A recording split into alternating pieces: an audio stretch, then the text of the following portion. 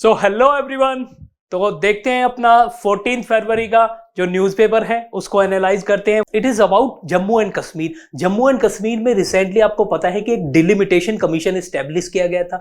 उस delimitation commission ने क्या किया है, वहां पे जो कॉन्स्टिट्यूएंसी है उसको डिसाइड कर रहा है। ठीक है, टेरिटरी ऑफ कॉन्स्टिट्यूएंसी डिसाइड कर रहा है, फिक्स कर रहा है कि कितने नंबर ऑफ सीट्स होगी, कितनी यहाँ पे कॉन्स्टिट्यूएंसी होंगी। ठीक है, अगर मैं डिलिमिटेशन की बात करूं तो देखिए, जब भी आपका कॉन्स्टिट्यूशन में 82 आर्टिकल में आप जाएंगे, 82 आर्टिकल क्या बोलता है कि पार्लियामेंट क्या करेगी, parliament will enact A delimitation act. उसके बाद में ये एक्सरसाइज होगी और ये एक्सरसाइज आपकी अगर मैं डेमोक्रेसी की बात करूं, आपकी इलेक्टोरल डेमोक्रेसी के लिए बहुत इंपॉर्टेंट है। क्यों? क्योंकि आपको पता है कि इलेक्टोरल डेमोक्रेसी में मेन क्या है, डेमोज, लोग इंपॉर्टेंट है, पीपल इंपॉर्टेंट है। तो वहां पे आपको क्या करना है, कॉन्स्टिट्यूएंसी को कैसे डिजाइन करना है, पॉपुलेशन के बेसिस पे डिजाइन करना है। और आपको पता है कि आपकी पॉपुलेशन बढ़ती जा रही है तो आपको रिप्रेजेंटेशन भी उसी तरीके से रीस्ट्रक्चर करना पड़ेगा। ठीक है, उस रीस्ट्रक्चरिंग के लिए डिलिमिटेशन होता है। और 2019 में Jammu and Kashmir reorganisation act आया। उसने क्या किया, यूनियन टेरिटरी ऑफ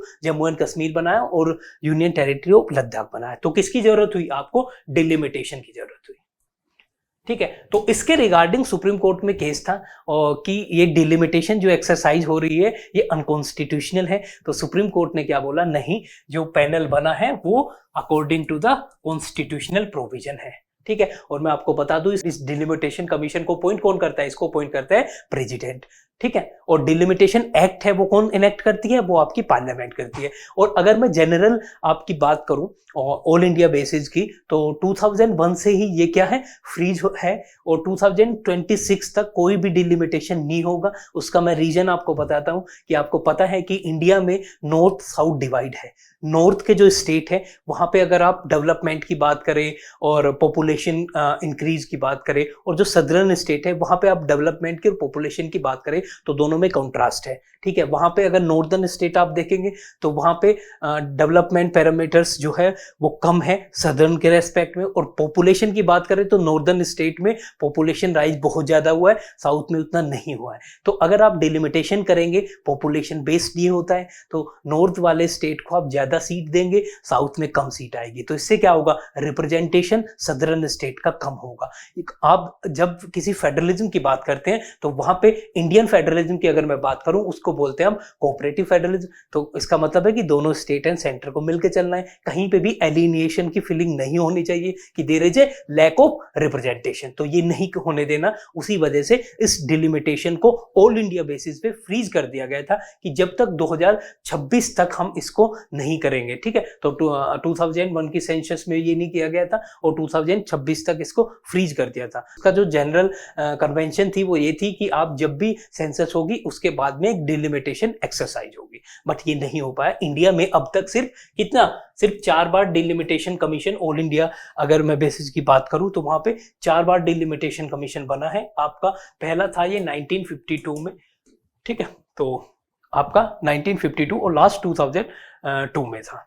ठीक है, तो 4 बार डिलिमिटेशन कमीशन आया। तो यहां पे सुप्रीम कोर्ट ने बोला ये delimitation exercise Jammu and Kashmir में क्या है, according to the provision of constitution है। तो आपको इसमें मतलब ये अनकॉन्स्टिट्यूशनल नहीं है।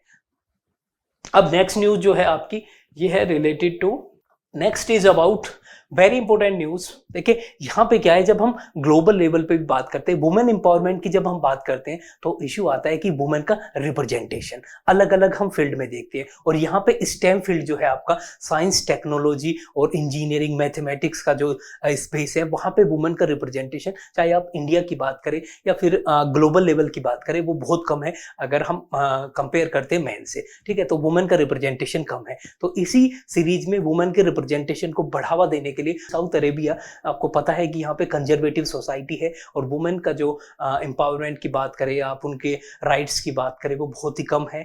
और कंजर्वेटिव सोसाइटी में आपको पता है कि वुमेन को क्या किया जाता है, डोमिनेट किया जाता है। तो यहाँ पर एक बहुत इंपॉर्टेंट इशू आया है और वो है कि यहाँ पर पहली आपकी सऊदी अरेबिया में वुमेन एस्ट्रोनॉट जिनका नाम है रेयाना बर्नावी। ठीक है, ये इनको स्पेस में भेज रहे हैं और मिशन जो है ये मिशन है AX2। और ये मिशन किसके द्वारा भेजा जा रहा है, आपका स्पेस एक्स का जो फाल्कन 9 आपका रॉकेट है, ठीक है। तो इसके द्वारा ये स्पेस मिशन भेजा जा रहा है। सऊदी अरेबिया में ये पहली बार हो रहा है कि यहाँ पे एक वुमेन एस्ट्रोनॉट कहाँ पे जा रही है, आपकी ISS में जा रही है, इंटरनेशनल जो आपका स्पेस स्टेशन है वहां पे जा रही है, ठीक है। पूरा आर्टिकल मैं अलग से डिस्कस करूंगा, बट इसको आप पढ़ लेना। यहाँ पे जो बात हुई है वो हुई है जुडिशियल इंडिपेंडेंस की, और जो वर्क ऑफ जुडिशरी है। देखिए बेसिकली आपको पता है कि आपका जब टोटल गवर्नमेंट की स्ट्रक्चर कैसी है, यहाँ पे 3 इंपॉर्टेंट ऑर्गन है। पहला आपका एग्जीक्यूटिव जो लॉ इंप्लीमेंट करेंगे, लेजिस्लेचर जो लॉ मेकिंग का काम करेंगे, और जुडिशरी जो काम किसका करेगी, लॉ इंटरप्रिटेशन एडजुडिकेशन, ठीक है। तो लॉ इंटरप्रिटेशन एडजुडिकेशन का जो फंक्शन है, और अगर आप ओथ भी देखते हैं जजेस की, तो यहाँ पे वो क्या करें, I will uphold the constitution and law. तो उनके लिए जो कॉन्स्टिट्यूशन है, जो लॉ है, वो सुप्रीम है। वो किससे गाइड होने चाहिए, यहाँ पे उनकी ओथ है कि ये ओथ आप देख सकते हैं कि आपका कॉन्स्टिट्यूशन में 3rd शेड्यूल में आपको देखने को मिल जाएगा, ठीक है। तो 3rd शेड्यूल में जो ओथ है जजेस की, उसमें है I will uphold the constitution and law. तो उनके लिए जो गाइडेंस है, गाइडेंस क्या है, उनके लिए गाइड है कॉन्स्टिट्यूशन, ठीक है। उनको रूल ऑफ लॉ को सुप्रीम रखना है। तो जब बात देखिए पिछले अगर आप पूरे 2-3 महीने उठा लेंगे तो वहां पे बहुत सारे इशू हुए। उस इशू में मेन क्या है, एग्जीक्यूटिव और जुडिशरी की कन्फ्लिक्ट आ रही है। और उस कन्फ्लिक्ट में हो क्या रहा है कि बहुत बार आपने स्टेटमेंट इस टाइप के पढ़े होंगे कि पर्टिकुलर जो हमारे लॉ मिनिस्टर हैं उन्होंने बोला है कि this collegium system is basically opaque system, और यहाँ पे उन्होंने क्रिटिसाइज किया है। फिर जुडिशरी की तरफ से रेस्पॉन्स आया है कि collegium system is as per the constitutional provision and it is not unconstitutional but we need to reform. ये बात हुई है, और बहुत सारी अदर डिले को लेके भी हुआ है। अभी रिकमेंडेशन जो हमारे कॉलेजियम सिस्टम ने रिकमेंड किए थे ना, उसमें भी लेट हुआ है। तो वहां पे भी काफी सारा फ्रिक्शन चल रहा है एग्जीक्यूटिव और जुडिशरी के बीच में, और ये फ्रिक्शन किसी भी कंट्री के लिए ठीक नहीं है। क्यों? क्योंकि सेपरेशन ऑफ पावर क्या है, आपका पार्ट ऑफ बेसिक स्ट्रक्चर है, आपको मेंटेन करके रखना पड़ेगा। वहां पे जुडिशियल इंडिपेंडेंस भी होनी चाहिए, पर जुडिशियल अकाउंटेबिलिटी भी होनी चाहिए। दूसरी तरफ आपकी एग्जीक्यूटिव के पास भी उसके स्पेयर में भी जुडिशरी को इंटरफेयर नहीं करना चाहिए, बट ऐसा भी नहीं होना चाहिए कि जुडिशियल एग्जीक्यूटिव इंटरफेरेंस हो जुडिशरी में। तो हर चीज को आपको क्या करना पड़ेगा, बैलेंस करना पड़ेगा। और ये पर्टिकुलर आर्टिकल उसी से रिलेटेड है। कॉन्स्टिट्यूशनल ओथ जो है जजेज की, जो हम जुडिशरी की बात करते हैं कि जुडिशरी को बेसिकली जुडिशरी को किस टाइप से वर्क करना चाहिए। जब जुडिशरी की जब हम बात करते हैं तो बहुत सारे इशू यहाँ पे आ जाते हैं। एक्टिविज्म की बात आ जाती है जुडिशियल, या फिर जुडिशियल ओवररीच की बात आ जाती है। तो वो जो स्पेयर है, वो स्पेयर कैसे डिसाइड होगा। तो ये जो पर्टिकुलर आर्टिकल है वो यही बता रहा है कि इस स्फीयर को देखने के लिए आपको यहाँ पे जाना पड़ेगा। आपको देखना पड़ेगा जो जजेस है वो ओथ ले रहे हैं कॉन्स्टिट्यूशन से। तो अगर एग्जीक्यूटिव का कोई एक्ट क्या है अगेंस्ट द कॉन्स्टिट्यूशनल प्रोविजन है, तो यहाँ पे जुडिशरी की रेस्पॉन्सिबिलिटी है, उन्होंने यहाँ पे ओथ ली हुई है, ठीक है, तो अफेल्ड करना कॉन्स्टिट्यूशन को। तो ये सब इशू है, ये आप इस आर्टिकल में पढ़ सकते हैं। पर मेन इसका फंडा यही है, जुडिशियल इंडिपेंडेंस की हम बात कर रहे हैं, सेपरेशन ऑफ पावर की हम बात करते हैं। हर कंसेप्ट को आपको रिलेट करके चलना पड़ेगा, ग्रिल करना पड़ेगा खुद को। ये है आपकी जीएसटी से रिलेटेड। तो अगर आप यहाँ पे देखेंगे तो अभी कंपनसेशन जो है स्टेट को दिया गया है कितना, आपका 86,912, ठीक है। तो करीब करीब आपका 86,000 जो है कंपनसेशन दिया गया है किनको, स्टेट को। अब ये कंपनसेशन का इशू क्या है, मैं आपको बताता हूं कि जैसे 1 जुलाई 2017 को, आपको पता है कि 1 जुलाई 2017 को इंप्लीमेंट हुआ आपका जीएसटी, और जीएसटी में जो है आपके एग्जिस्टिंग स्टेट के टैक्स भी और आपके जो कुछ यूनियन के टैक्स भी है, दोनों को इंक्लूड किया गया। तो इसकी वजह से जो उस टाइम का जो कैलकुलेशन था कि स्टेट को क्या हो सकता है, कुछ टाइम के लिए लॉस हो सकता है, ठीक है। तो गवर्नमेंट ने उस टाइम पे डिसाइड किया कि एक एक्ट भी आया था, ये है आपका जीएसटी, यहाँ पे आपको दिख नहीं रहा बट ये है आपका GST compensation to state act.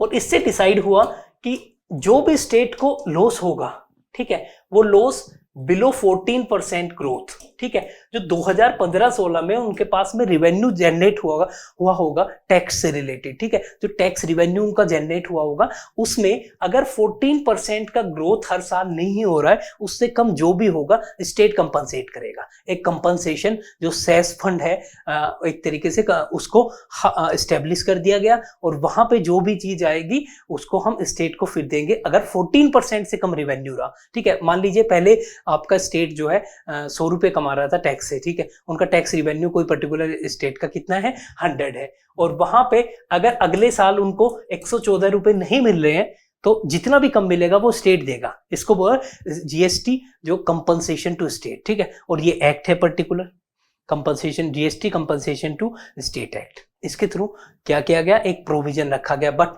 इसमें बहुत इश्यू आए हैं। यहाँ पे जो पेमेंट है वो डिले हुआ है, उसकी वजह से स्टेट को प्रॉब्लम आई है। तो उसी वजह से आपको पता है कि जो जीएसटी के इम्प्लीमेंटेशन से रिलेटेड अगर चैलेंजेस है उसमें सबसे इंपॉर्टेंट चैलेंज ये है कि delay of compensation to state, ठीक है। जब भी आप फेडरलिज्म को पढ़ेंगे तो आप पाएंगे कि वहां पे क्या है आपका कोऑपरेटिव। मैं बार बार आपको बोलता हूं, जब भी आप कोई पॉलिटी में कंसेप्ट पढ़े या फिर किसी भी टाइप का कंसेप्ट पढ़े, उसका ब्रॉडर जो पर्सपेक्टिव है वो आपको देखना है। तो यहाँ पे क्या है, ये फेडरलिज्म का इशू है। और इंडिया में आपको पता है लेजिस्लेटिव स्फीयर में और एग्जीक्यूटिव स्फीयर में दोनों जगह अगर फेडरलिज्म को देखेंगे तो there is a balance. But अगर आप फाइनेंशियल सेक्टर की बात करते हैं, फाइनेंशियल डोमेन की बात करते हैं, तो वहां पे क्या है, यूनियन के पास एज है, ठीक है। मैक्सिमम पावर किसके पास है, यूनियन के पास में। जीएसटी आने के बाद में भी बहुत सारे इशू ऐसे इमर्ज हुए, और जो एक कन्फ्लिक्ट है आपको पूरा जो फेडरलिज्म की वर्किंग है उसके दायरे में देखना है, ठीक है। तो पर्टिकुलर इशू है, इससे डायरेक्ट क्वेश्चन भी आ सकता है, और फेडरलिज्म से अगर चैलेंजेस आएंगे उसमें भी आपको इस टाइप के इशू रखने हैं। जो फाइनेंशियल जो स्फीयर है उसमें जो चैलेंज है आप जीएसटी का एग्जाम्पल दे सकते हैं, ठीक है। तो इस टाइप से आपको अपनी प्रिपरेशन करनी है। So thank you for watching this video, और अगर आपको ठीक लगे, आपको जेन्युइन इन्फॉर्मेशन लगे तो आप इसको शेयर करिए, सब्सक्राइब करिए। Okay, so thank you so much.